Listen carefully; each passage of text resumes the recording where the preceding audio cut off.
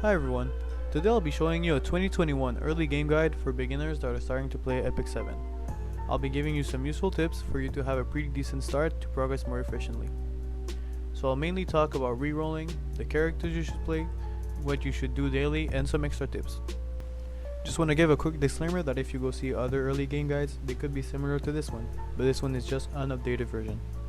Let's get into it. Let's start with the very first step, rerolling. People who don't know what rerolling is, it is basically the act of doing a full restart of the game and story in order to redo the selective summon. Now rerolling is much quicker than before, because you can reroll on level 1-4 instead of 1-10, which used to take 30 minutes each.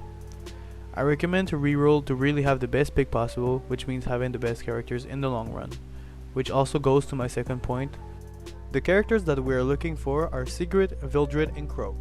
Before jumping to further explanations, I just want to explain what a wyvern hunt is. Wyvern hunts are the hunts that you'll be doing most of the game because of the speed set that it offers, which is the best set that you should get because you can upgrade the base speed of a character, so the only choice you have is to get that set bonus on wyvern hunts.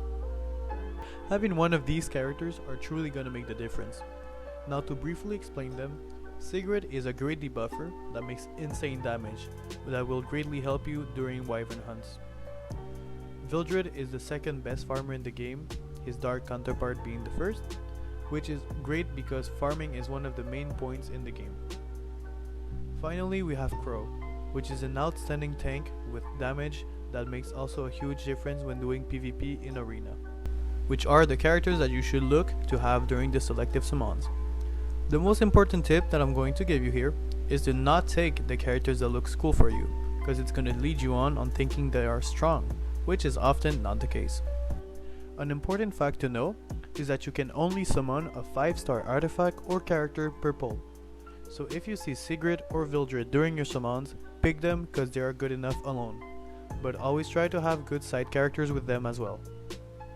Crow should be picked with a 4-star DPS because he's a tank, so picking him alone isn't that good of an idea.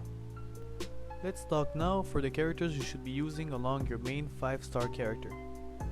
I recommend having Montmorency as a healer, which is a 3-star that you can get after completing her quest on level 1-10. She's the best healer that can be used on Wyvern. After, on the tank position, if you don't have Crow or a 4-star tank, Raz is a good tank early game and is also busted after doing his specialty change. He also is really easy to upgrade, so he is a good choice to keep around. For the last DPS empty position, you can use about anyone, like Alexa, Carmen Rose, or any DPS you got in your summon. With this team, you should be able to push most of the story. Now for our last point, here is what you should do daily in the game. You should use your friendship points in the shop for flags and energy. You should use your abyss guides. Don't forget to also use your labyrinth compass. This one is optional, but I recommend it a lot. It is to grind the spirit altar. Of course, it depends on the element that you're looking to get, but it is never bad to grind to have more resources. If you still haven't done it, go do the side stories, as they give you good rewards such as penguins and materials. And the last one, the arena. A bonus point I wanted to give is what you should unlock in the sanctuary in order, which I will now show on screen.